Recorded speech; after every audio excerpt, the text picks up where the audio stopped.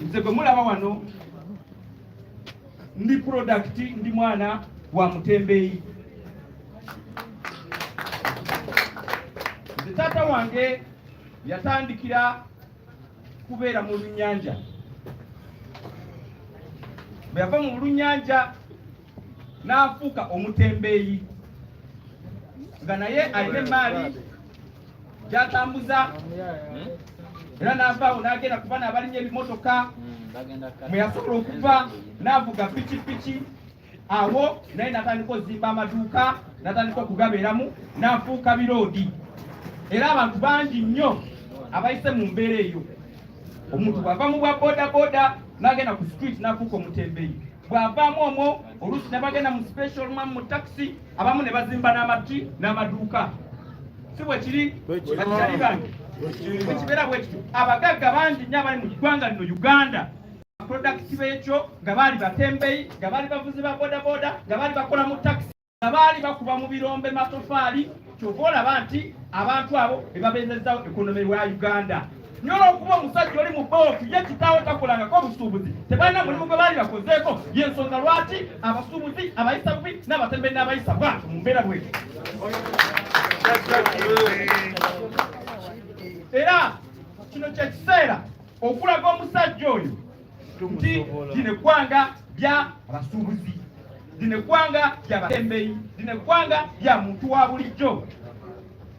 Era ku lw'ensonga eyo nze bwe mpulidde nga muvudde ne action point, kuba olwaki tulina kujja kutandika okulaba nga twogera ebigambo ebitandika okulaba nga twekubagiza, twogera kino na kiri eri, tulina kwogera action point, kuba oyo omusajja zaategeera olwo lubi lw'amanyi. Era bino eby'omu council, simanya bino bye tulimu eyo mu parliament, tulina kulaba nga tulwanirayo buki bulwanizi, kuba ebyo byategeera. Kyokkola na bino ebigo tubireeta wano waategeera. Bw'obyogerera wano wakola ki? Waategeera, kubanga wano we wasibuka omusajja gwasinga okubanga akola ki?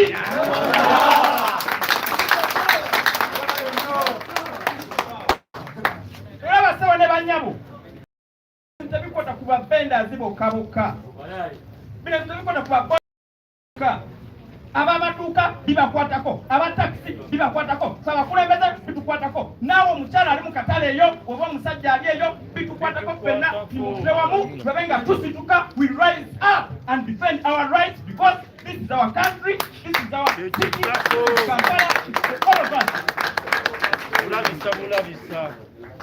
Era awo tunaaba nga tuva mu bintu bino ebya doyidoyi ne tugenda ku bintu ebya ddala. Kubanga President wa Zaake tugamba we rise up. So this is the time to feel the music. You do not rise up, feel the music, feel the heat.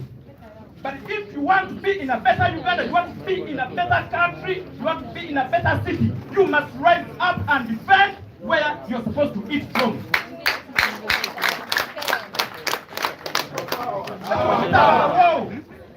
Tugenda kufira mu kasirise baganda bange. Kufira mu kasirise paka bwe tugenda okuggwaho nga balowooza nti eggwanga lina kubeera abalunzi b'ente, nti byabalaalo by'abantu bali eri abatono ennyo, abafamire. Nze bino byogera nga bibiri kubanga nze nyadde omutima tebakyalina kibasobola kuŋŋamba. Kubanga nze okifiiringa. Era baganda bange mukimanye tiwe mulumba expect Hon Zaake there.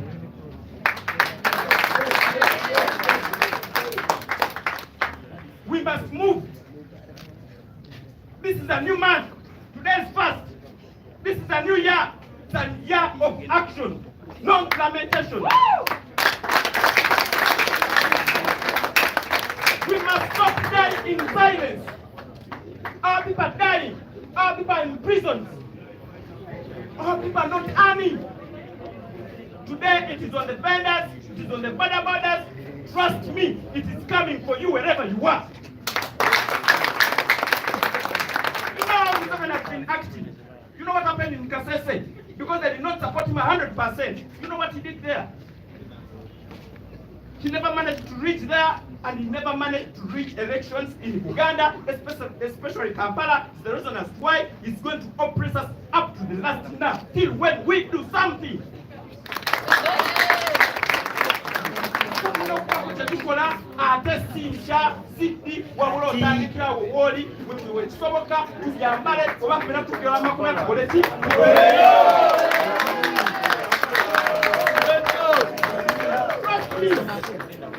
don't think that you're going to protest and they're going to give you bananas, they're going to give you sweets. No! It's tear gas, my friend.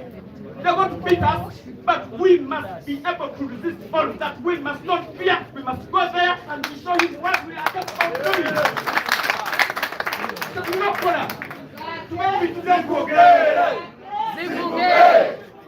Zaake! So, my friends, comrades, I know that we have fear within us. Our president has been clear. You just step on your fear.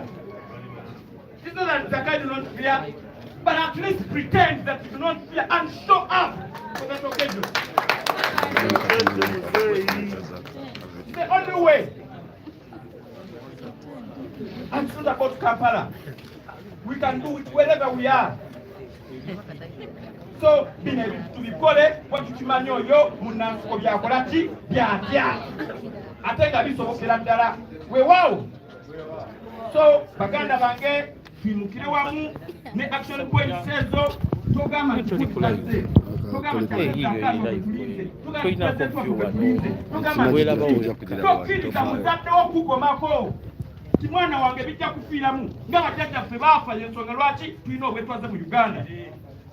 Baterupe bagobwa olw'okuba bajjajjaffe bakola ki balwana. Ffe kati tujja kubeera bwe tutyo singa naffe tusigala mu mbeera eno nga tulowooza waliwo omuntu omulala agenda okulwana. Abazungu tebajja kutuyamba, tobeerangawo n'osuubira omuzungu okuyamba. Iffe abaddugavu tuli bakabi nnyo okusinga bali eri, ffe tulina okubikola kuba ffe tubisobola kubanga ffe bannannyini nsi yonna. Ate ne president ajja kugamba nti Katonda ayamba akola ki? Yamba. That God can only do for you what you're able to do for yourself. So my friend, nze babulira nti nze dirwedde abakulembeze balirwedde president wa balirwedde naye gwe twandikira woli tolina muntu yenna tukole obaddi ate tokiwa kino kikoma wano gwe tandikira wano olabe paka nga tulwana paka omusajja ono aveeko kubanga ekizibu ekisinga kyabannakyemalira kyekyeta ebisigo byonna byonna ebyo ebitono tabe nga tukikolako paka lasti tujja kuba twenunula basebo ne bannange mwebale nnyo mwebale ddala tokola nakanti akeekikoma omubaka omulala naye obubaka bwe. People power, our power, our power, people power. Zaake oi! Our power, our power, people power. I'm very much appreciative for the wonderful job the leadership of NUP is extending to the ordinary person. So I'm not very much surprised because I understand that the head of the leadership, the hierarchy in government,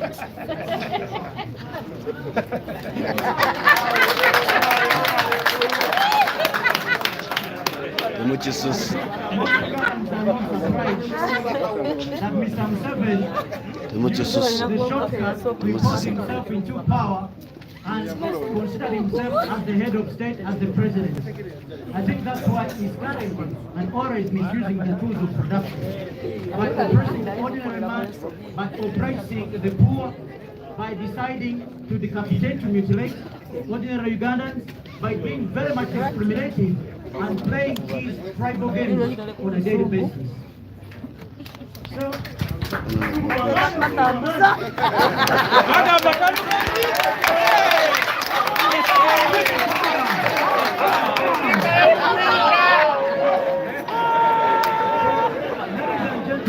yes, ladies and gentlemen, let me take this very first opportunity To tell you that from today, most of the people in power were mispositioned. That's why you understand that on a daily basis, they've turned the war against poverty into the war against the poor. So now imagine on a daily basis, you make a decision to arrest ordinary hawkers. Recently, at the City Hall, remorselessly, I watched the French border, policemen and the military arresting breastfeeding mothers, disabled men and women, sending them to Chitalia. Okay? Yes. If you decided to be a leader, then why do you decide to fight the people that you decided to lead? I think for those of you who think that tomorrow shall be very much better than today, every minute that passes, you don't remain the same. There is what we call depreciation, there is what we call wear. Tukadiwa, atekichuka. So the more you think of tomorrow, you might die even today or tomorrow. So I think there is a gentleman here who was very much emphatic that it should be a statement of action, not a statement of rhetoric. Isn't it, gentlemen and ladies? So bulisa tuberenga tuli mu bikolwa lwansonga Chitalia tajja mu bungi bw'abana Uganda, Luzira tajja mu bungi bw'abana Uganda. Tuli millions 45 ne bwe tuba millions 3 eggye lya Uganda bali bameka? So tugamba ffenna bwe tusitukiramu, once we join hands and our cause should be common, ne tugamba nti ffenna tukuŋŋaanye olwa kino, we can overthrow this illegitimate government. So basebo ne banyabo kyova olaba nti ebifo byonna abijjuza mu famire ye. He has chosen to become a giraton, omuntu ali ennyo n'aba nti akusa famire ye, ate omuntu ali very selfish eyerowoozaako yine yekka. Ekyo ndowooza bakanso balooye bakiyita egocentric, isn't it? Yes, omuntu nga yefaako yekka talowooza ku bannayuganda, wabula era waliwo omunabyabufuzi omu yagamba nti Mr. Museveni omulimu gwakoze eki agukoze, ateekeddeteekedde famire ye tebakyalina kyebakola ki kyebalabe. Ne kati buli omulugube buli omululu kyova olaba nti agigubanira n'obuki n'obukunkubuka. Twagala Kampala eri very much accommodative, nga ffenna tukola ki nga tukibeeramu.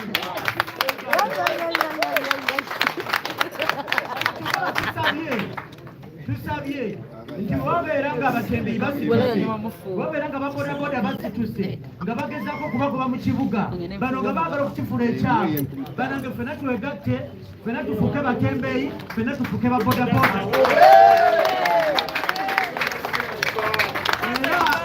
Era lwomunazituka ku lunaku olwo nja kwambala helmet, nja kwambalanga kugamba ng'omuntu wa bodaboda walina okwambala.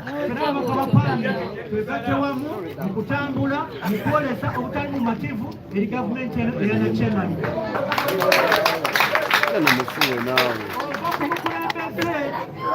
Atya okubeera nti avuganyizibwa mirembe, ne nasala okubeera nti ayinstiringa fiya mu bannayuganda. Kyo twalabye ku layisi baleese wano cases ez'abantu abaajokebwa amasanyalaze, nga bakwata amasanyalaze ne bagateeka ku muntu ne bakubisa, nga bakwata omusimaali ne bakuwandiisaako, kugamba nga talina muli mutima kyakola ki kyawulira. Naye omuntu yeebuuza nti oyo abeera muntu ki? Ffe mu constituency eyaffe tulina ennyanja eya Kabaka. Ennyanja eyo abamu mugirabanga ekintu ekiri culture, which is true.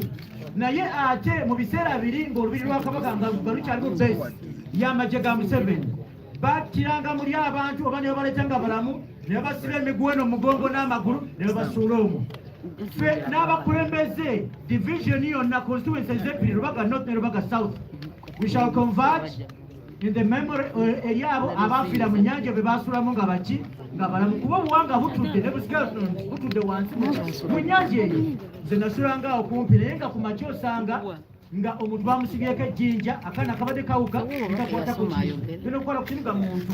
So banayi bannayuganda, ebintu babikola mu kitangaala ne muki ne mu nzikisha. Tuzaanye ebitero tuleme kutya kubyogera nti abantu bali kukutta abaki abantu. Enkya bagenda kutta mwanawo, bagenda kutta maamawo, bagenda kutta mugandawo. So olw'ebigambo ebyo neyanziza nnyo abakulembeze ne Hon Zaake n'abakulembeze abalala n'abaganda baffe bano abasuubuzi n'ababodaboda ne sectors endala ffenna tuveeyo buli awali okunyigirizibwa togoze eddoboozi limu ensondola bonyeku. People power! Power! Kyannaku nnyo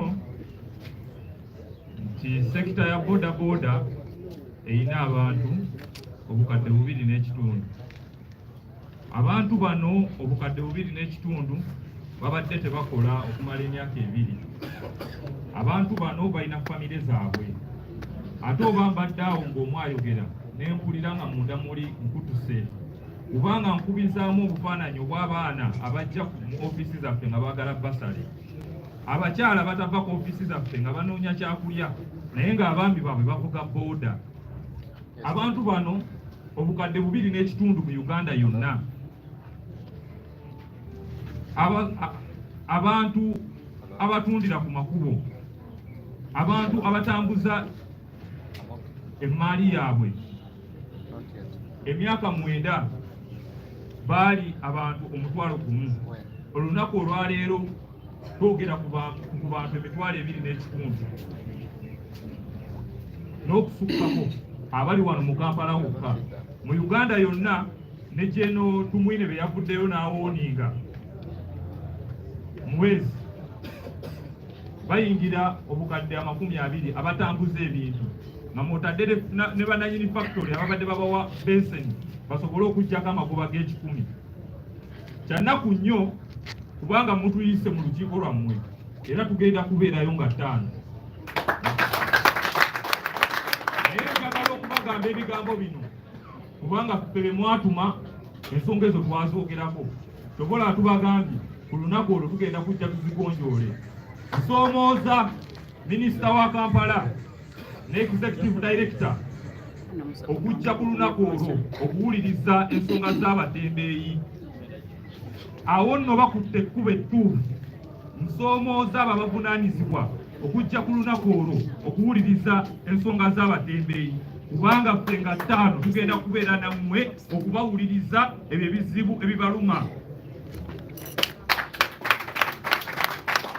Mu kakiiko aka presidential nga executive director ne minister wa Kampala bazze okulaba nti banja ensonga z'ekibuga Kampala nga gavumenti egamba tegenda kuwa kibuga Kampala ssente zimala, nabo balowooza ssente zisinga zirina genda mu magye. Tubabuuza abatembeeyi bano be mujjiddeyo bakifeesi ne mubambaza reflector oba sefa city ne mubakuba emiggo ne mukuba banakazadde b'eggwanga emiggo bagenda wa? Minisita wa Kampala ne executive director ne batutegeeza nti gavumenti tewali butale bumala. Ekibuga ky'otateekedde abasuubuzi bano b'okuba emiggo obasindika wa? Bagende wa? Lwe lunaku olwaleero nti bazze okukolesa eddoboozi lino. Njagala okubasoomooza si mu bubi. Abavunaanyizibwa baveeyo. Bajja kutya okujja kubanga bakimanyi obutale tebukola ki? Tebuliiwo. Sipeesi eno tekola ki? Kubanga baagala okunyigiriza munnansi paka ku ttu nga takyasobola yimirira. Naye twagala okuyimirira nammwe. Twagala okubategeeza nti nga 5 ng'obukulembeze bwa Kampala oba ng'ababaka ba Parliament aba National Unity Platform tugenda kubeera nammwe okulaba nti tujja ebirowoozo mu mmwe ate tugonjoole ekizibu. It is a shame that the government of Uganda and KCC specifically, in one of the committees at which I'm a member, government came up and it proved to us that it did not have enough money to build markets to place the vendors. The next day we saw government deploying goons, putting on reflectors of safer cities, beating up mothers, vendors, hawkers. It is a shame that the minister of Kampala came in the committee with evidence and told us they do not have enough money to build markets to reallocate the vendors. And today they are pushing them away. Where do they expect them to go? So I want to challenge the authorities, the minister in charge, the executive director. On 5th, hear the cries of the vendors. Go and talk to them, go and listen to them. I know you will not make it there because you do not have space to place them. So let them work. Let them earn a living. After 2 years of a lockdown, badly hit, the economy is badly hit, and you declare a war on vendors. We are not going to allow the dictator to crush the common man. We are not going to allow the dictator to crush the common man. We are going to stand with you.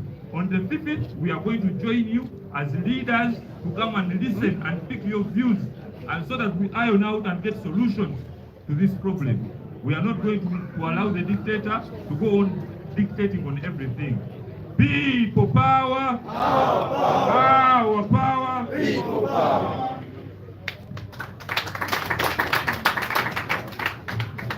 You have heard the roarings of our parliamentarians and our council. Ndoza position ya kuvukitegete. Iyo no position form the position ya National Unity Platform. Njagala kuita chairman Nyanzi mtu wa watu aje naye atuwe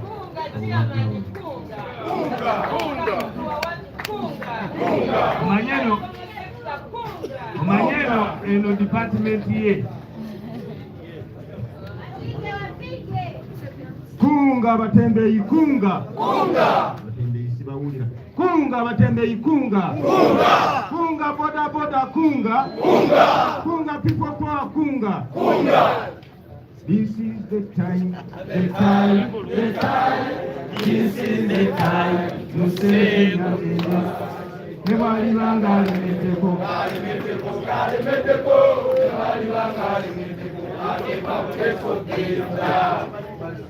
I want to thank the hookers, the borders, Your Excellency, the Vice President, our Secretary General, the members of Parliament and the State Councillors.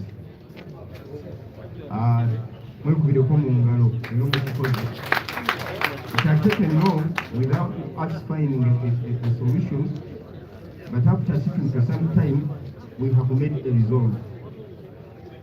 Never zomusajja abadde wano agambye tubeere unite. Ekigambo kya united yakita yagamba tubeere unite. Kubanga bagamba tubeere united, ebintu baagala obiteeka mu nkola kati tubeere unite. For the consumption of elites and technocrats, I will make a few remarks in English, and I will give out the statistics concerning the informal sector. The informal sector provides 75% of employment in Uganda. 75%. Among that, you can see the women who are involved in the informal sector employment are 85%. Now, 92% who are eyeing and who are getting involved every now and every time in the informal sector business are 92%. The youth are 92%. So you can see where we are. And you, ladies and gentlemen, you must know that this classification of society has been created deliberately by this regime. The creation of this social class by creating the gap between the rich and the poor, which has been widening for a very long time, is deliberately created. So you can always realize that the gap between the rich and the poor is widening every now and then. They are creating the rich, they are concentrating on the rich. Whatever activity you do, whatever intention you see these people trying to put into practice is a reflection of their interest in promoting and making a safeguard to the people in the high class.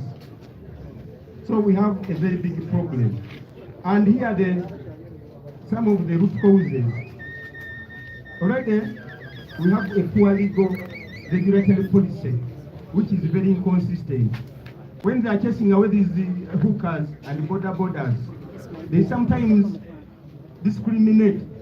Yesterday I saw posts on social media when the movement loyalists, NRM loyalists, are still on the streets. Their stores are still there and they are selling. So there is even some discrimination when this exercise is being done. Of course, it is associated with a low level of education and corruption. But you can be surprised in the informal sector. You find graduates, almost 50% of people who graduate, if they don't go for brain drain, they resort to informal sector work. They resort to hooking, they resort to boda driving, and all sorts of work. For us, as the people power, and look, most of our supporters are young people. We have to make a resolve, ladies and gentlemen. And we have made it. It is aired by our MPs, the people themselves, the councillors, and we are going to take steps of fighting this injustice economic injustice.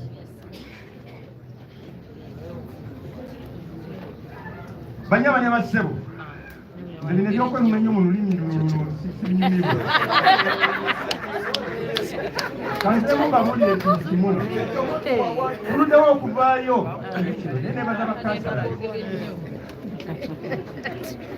Nebaza bakansala, basite kansala. Mutugale mugenda kutuula. Nga mulimu gwa kuzoganye nakuteeka bintu mu nkola. Kola bintu bino nga bigenda mu nkola. Abantu bano, the group of allies and technocrats from KCCA, the government, they are exterminating this class of people because they don't have their support. Bebavuddeyo okulwanyisa abantu bano. Ngezezaako okunyonnyola abayivu bano nti okumala emyaka 36 nenze mbalaana. Okumala emyaka 36 Uganda ekyalina abantu abalina emirimu egitali registered, emirimu gye bagamba nti egimanyiddwa gye bayita informal. Kubanga naffe twagala okubeera formalized engenzi. Naye emirimu gye bagamba nti giri informal giri 75 ku 100 bannayuganda ne bakolera. Kati buli lw'okwata ku kintu ku busimo, buli lw'okwata ku kintu ekiribwa boda n'abatembeyi n'ebintu byonna nga tonnaba kuteekawo mirimu mirala, oba okola nsobi ate tetusobola kwerawo ne tumumunyala ne tutunula butunuzi nga gwomeesingaku ensi. Baagala tutuuza mu butayimbwa, baagala tutuuza mu bintu kubanga omuntu okusinga okusula enjala asala amagezi agabeera omulamu. Eno si ensi gye tukola ki? Si ensi gye tuzimba. Era mbategeezeza 85 ku 100 abakyala abali mu mirimu banneekolera gyange, kigamba bali banneeko, ngamba banneekolera gyange abenyiza emirimu gyabwe bali abantu 85 ku 100 nga bakyala. Abantu abo tulina mu bateeka mu kiseera kino. Ate abavubuka bali 92 ku 100. Omumbonte abantu abavudde Makerere ne institutions endala abayivu abatalina mirimu, abataweddwa mirimu nga tebalina okukola kunoonya mirimu, kuvuga boda okya kasooli n'ebintu ebifaananako bwe bityo. Kati ensi yaffe nga tenava kuva weri ate naddala nga tuba mu covid, tosobola kuddira abantu b'olumiza obwavu nga bali mu lockdowns obataddeko kafu y'ebbanga lyonna ate obagobe ku mirimu gyabwe. Ekyo kyabwewusa ate gye tuli kya bulimba era tekijja kusoboka. Akitegeeza kubireku Mukama mu ngalo. Banyabo ne bassebo, okulwanyisa emirimu gyaffe kintu kizibu nnyo kubanga kijja tusindikiriza okukola ebintu ebirala. Ffe ng'aba National Unity Platform olwaleero ke tusituse twagala tugenderera mu maaso n'okulwanirira emirimu gy'Abaganda baffe ababoda, Baganda baffe abatembeeyi n'abantu abalala bonna batunuulidde okugoba mu kibuga nga tebalinawo olutandikiro nga gavumenti oba nga batutwala okuba nti nno tukola ki, okuba nti nno babafunira ekyokukola. Gavumenti incentives yandibadde ekola ne initiative nga tennaba kulowooza ku kintu kino kusooka kunoonya weteeka abantu bano.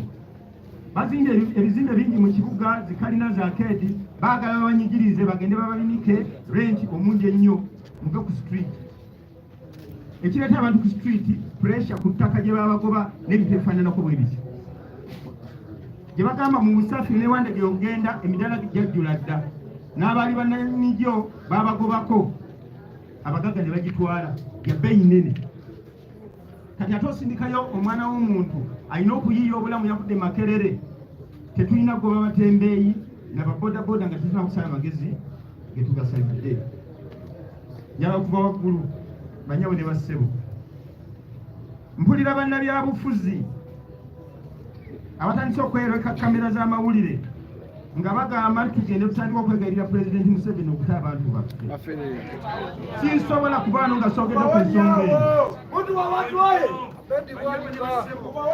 alyeddeko omuzindaalo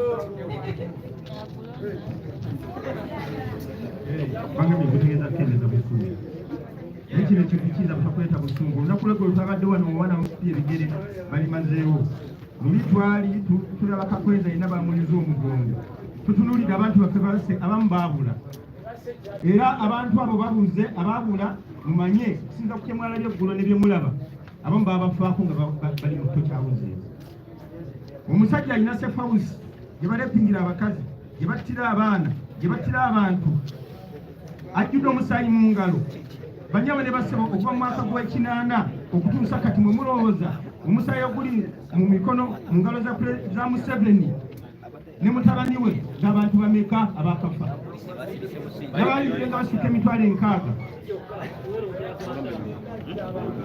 kati omuntu oyo ogenda otya okuteesa naye ng'akutte emundu ku mugongo ng'akutte n'ekiso ekigendererwa kyaffe kyakulwanirira kuteekawo enfuga ey'emirembe ekolera ku mateeka ne constitution egiwa ekitiibwa n'olwekyo abo bonna bonna balowooza nti nno tujja genda twetonde eri pulezidenti Museveni olw'okutta abantu baffe babate abaana batalina musango abaana bano baali batuukiriza constitutional obligation yaabwe ne rights baali batuukiriza okulwana nga bakozesa emirembe nga bakozesa okuyita mu kalulu bakyuse obuyinza bw'eggwanga lino obuyinza buve mu mikono gy'omuntu omulala budde mu mikono gy'omuntu omulala nga tukozesa mirembe Uganda ogwo omukisa tetugufunangako kye baali balwanirira yensonga lwaki basibe n'abamu ku ffe tuli lwedde otusiba n'okutukuba ne tubeera tusigala nga tulemedde ku nsonga kubanga Uganda tekoma ku ffe tekoma ku abo abaana basibe tekoma ku eyayogedde tekoma ku pulezidenti Museveni ensene erina okweyongerayo kyekitwambaza enkofiira zino n'azigana nesigala tukola ki people power n'olwekyo tubeegayiridde bannange ekintu kino tukyali ku mulamwa era tulemeddeko tulwanira eddembe lya Uganda tulwanira eddembe ly'abantu ba bulijjo tulwanira okuzza emirembe tulwanira okuwa akalulu omukisa okusalawo ani alina okubeera omukulembeze naye omusajja akyakyusa obululu yakyusa obululu ekayunga nga ndaba bwe nti mungamba nti ngenda ntase n'oyo abulembizeeyo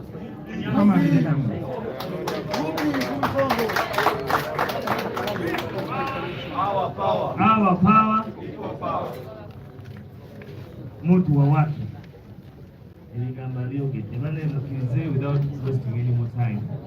Mpite Ssekama w'ekibiina kyaffe omulungi chairman wa Kosase awandula bigambo sebo bidde bakulu ebigambo by'owensi. People power, our power.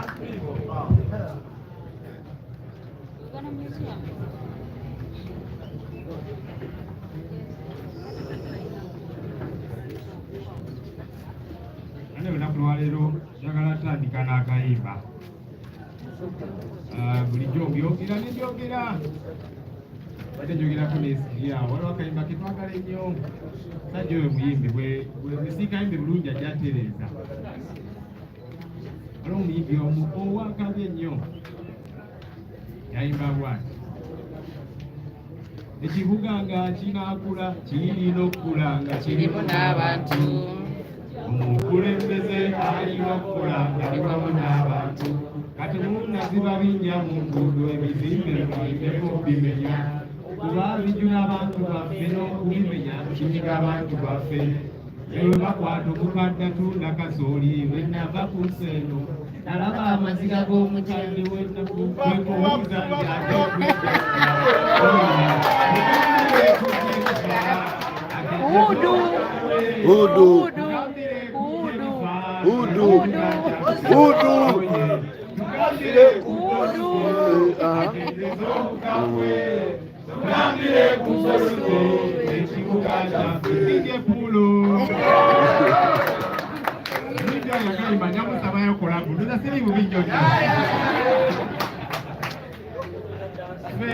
mu NUP tuze tukyogera lugenti twagala nkyukakyuka twagala si Kampala yokka twagala nga bw'ogenda e Masaka mulaba nti kino ekibuga nakyo nga first class, bw'ogenda e Nakasongola ogende Mbarara ogende Gulu ogende Arua ogende e Bupadengo Jinja wa nga buli wamu first class twagala. N'olwekyo enkyukakyuka tugyetaagira ddala, naye enkyukakyuka erina okutambulira wamu n'abantu. Tuyinza gamba nti katutegewo enkyukakyuka naye ng'abantu tebagiriibuka. Kati enkyukakyuka eyo ebeera y'abaani? Ogenda n'olaba engeri gye bakwatamu abatembeyi ne babakuba, bangi bali ku bisago, abalala babifiiridde namunye nga babayoola babakubakuba naki. Kakati omuntu oyo omusseke olw'okubanga ogezaako mumutereereza kibuga kati afudde. Eyo smart city agenda gigabirwamu ki namufu. So we want a smart city. Twagala Kampala ebeere nga smart, twagala Uganda yonna, si Kampala yokka, ebeere nga yonna eri smart. Naye tetugamba nti ekyokulemera ku basuubuzi kye bagezaako okukola, abasuubuzi si bwe bulwadde. Abasuubuzi si mpotoomu ey'obulwadde. Obulwadde kye ki? Obulwadde bwe bwavu, obulwadde ly'ebbula ly'emirimu. Abasuubuzi bano mubalabye, abamu boogera n'oluzungu, basoma naye talina mulimu, nagala kamyende egiragiya ku street. So taliiko nti kuba ayagala nnyo okubeera ku street, nedda. Kubanga waliwo obulwadde bwe tutakozeeko ng'eggwanga, era bwe tutagonjoola bulwadde obwo tubufunira eddagala, simpotoomu zijja sigalawo. Wakati abatembeeyi yali buli mwaka ne babakubakuba ne babakuba naki, naye olumala okuwona n'akomawo. Si nti tajjukira migo gye bamukuba, naye obulwadde buli bukyali walagewa. So ng'eggwanga tulina kukwatiramu, tulina okukola ekisoboka kyonna kulaba nti obulwadde buli buvaawo. Ate tetugamba nti obulwadde buviira ddala eri ku State House, awo wali obulwadde, kubanga munnaye buli kizibu ekibeera mu ggwanga kirina akakwate ku bukulembeze, kyagale oba kikaali. Bwe kityo bwe kiri. Kuba tulina amawanga ge twali twenga Nigerian Tigers mu G7 twali tulinga bo, naye kakati bali mu first world. Lwaki? Ate bo munnange tebalina na natural resources nga ze tulina wano Uganda. Tebabirina, tebalina mbeera ya budde nga gye tulina, tebalina tourism naki, naye basalawo ne bagamba nti ffenna tukole ekisoboka okulaba nti eggwanga lyaffe bakitandikira ku bukulembeze. Naye kakati wano tubeera n'abakulembeze abeebafu ne balowooza nti eggwanga lijja terira, kijja kusoboka. So ffenna tulina okulwanyisa obulwadde buli. Kubanga abavuga zi boda si nti taagala naye kutuulako mu ofiisi. Ababoda abo abamu b'oyogerako nabo nga bakutwala, ojja kusanga ng'omuvubuka oyo alina diploma, alina degree, naye amala okusoma talina mulimu. Bagamba amufo ky'okuba akatayimbwa kanjiranjirira ne boda. Kakati omugobi awo omutulugunya agenda kuba akatayimbwa. Waliwo kabaasi mu kayimba kalimba raiti yawo ku kkubo wakolera, walya ne butoto n'awerera, naye buli bumugoba wabuyiriza butaliowulira. Temwagala bannange, mwagala butayimba. So n'olwekyo abateekerateekera ekibuga kyaffe, nammwe muli bannayuganda, muli bannansi, tebwokozanga mmwe abali ku planet ki muli wano. Ensonga zino zikwata kintu kikulu. Abantu bano muyigganya mujja bakubakuba naki, naye obulwadde buli nga bukyaliwo. Wajja kuyitawo emyezi bakomewo.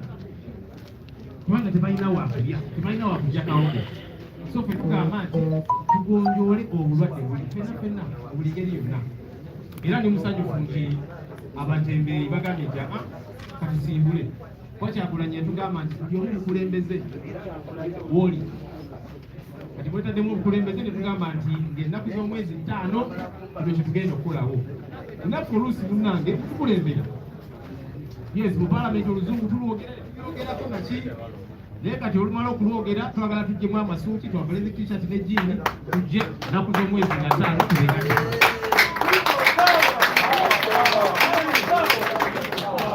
mulekerawo okwetiiririra bannange buli bakulembeze so n'ababodaboda nabwe tubalinze mutugambe nti kakati kino kye tupulaninze tujja kujja ne pulezidenti waffe tujja kujja naye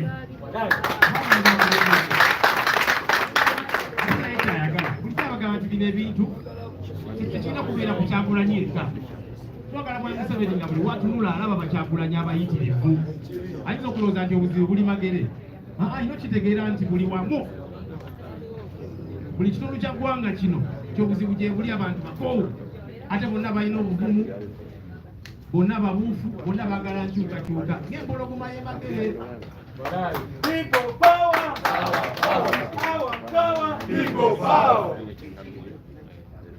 omanyi waliwo ebintu ebimu nga oluusi tebyetaaga nnyo kulaba okwanga kubanga oguddewo eggwanga noga nti akaakati buli kimu kiddewo okukola 24 hours ye n'ogamba nti boda zo zijjako masaawa emu banaye munyambeko okutegeera logically kikola kiti ekyo kibeera kitya tabuze boda tezitambuza korona emisana zimutambuza kiro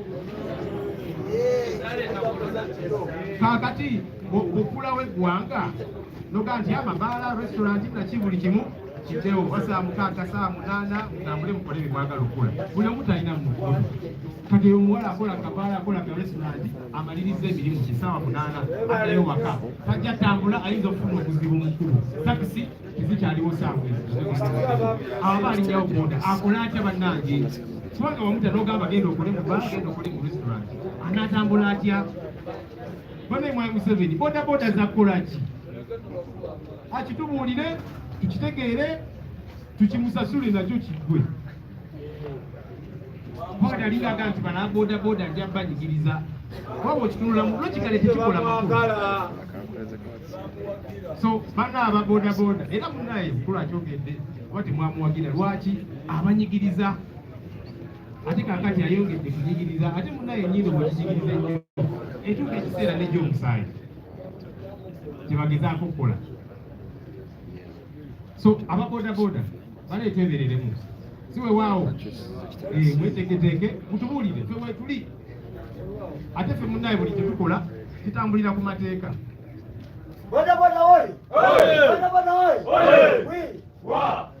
sobamugamba nti mwagala kulaga butali bumativu kikkirizibwa mu mateeka bwenno mulina banjawulo temulina musaba ye yali muyengere akwata mundu ne banne ne bagenda ne bayiwa omusaayi baba tebatwala obukulembeze naye mwogamba nti tufunye olunaku tugenda kulaga butali bumativu twagala ensonga zaffe ziwulikike tekimenya tteeka n'eryo nze ndi munnamateeka kaakano teeka kyerimenya lyonna so mweteeketeeke mutubuulire ffe weetuli mu buli ngeri yonna tulina okwerwanako tulina okweberera mu buli ngeri yonna otherwise bwe basigala nga bakola ebintu bino ebisirika bajja gamba awo nga bongera kunyweza naki so tulina tandika kaakano okubalaga nti nedda kino tukigaanye tekikola makulu ne mu sayansi tekiriyo tekitegeerekeka tukigaanye embeera eno tukigaanye ddala kitulina okukola bannange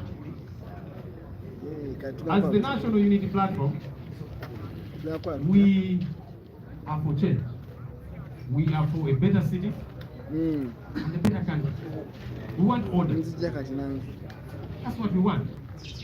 But you see, you cannot build a better city without the people. You cannot build a better country without the people. Otherwise, who is that better, smart city, smart country going to serve? If you have alienated the people, it does not make sense at all. So when we press hard on the vendors and the borders, Truth is, that's just a symptom of the real disease that we have in our country. The disease we have in our country is poverty. It is unemployment. It is bad governance. That's the disease that we must fix. Because these vendors are not very happy to do that job. They would want to do another job. Some of them are educated. You heard them speak here. Speak good English. Vendors, boda riders, some have diplomas, certificates, some even degrees. When they finish school, there's no job for them. Because they are not a son to sow and to sow or have a connection to this one or that kind of thing. So they say in the meantime, let me make some money by riding a boda. If they had a better job, they would do that job. So let's not focus on the symptom. Let's deal with the real ailment. Let's deal with the real disease. That's what smart leaders do. And that's what we are saying should happen. Otherwise, you cannot develop a city without the people. You see the way the vendors are being treated, they beat them up, many of them are injured. Some have died in the process of being pushed off the streets. So you're saying you are creating a better city for this person, but then you're killing them in the process. How are they going to benefit from that better city? How? It does not make sense logically. And so we are glad that the vendors have risen up and they're saying, we're going to do something to express our discontent, to show our state of disconsolatedness. And as the NUP, we are very much behind it. Because it is legal to say, let's come together and push our voices through. And so we shall be there. And we are encouraging the boda to do the same. People power, our power. Our power, people power. When Mr. Museveni decided to open up the country, he removed curfew for literally everything. But he said, no, borders must stop working at 7 p.m. It does not make logical sense at all. Except if he's saying that, no, during the night, borders spread COVID, but they don't spread it during the day. But you've opened up everything. You've opened up the bars, the restaurants, and so on. And that means people get to move in the night. Not everybody has a car. And taxis stop at a certain time. That's how convenient borders can be. How do you expect the people to move yet you open up the economy? Logical sense at all. So Mr. Museveni should tell boda riders. What did boda riders do to you? Because you clearly want to keep oppressing them. Even in what does not make any logical sense. They opened up bars, restaurants, so young people are there as waitresses, waiters. They finish work at 2 a.m. And this young lady is supposed to return home. She cannot walk home because it is not safe. She might be abused or whatever the case might be.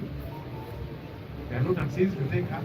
And so that's where the boda comes in conveniently. You decided to open up everything else, but close for the borders. It does not make logical sense. And so we are glad that boda riders are rising up to say, no, we must express our dissatisfaction. And as the National Unity Platform, we are very much behind that. And we shall be behind you, the boda riders, as we fight for your rights. Because you see, the people that we are dealing with, they are so obstinate, they are so stubborn.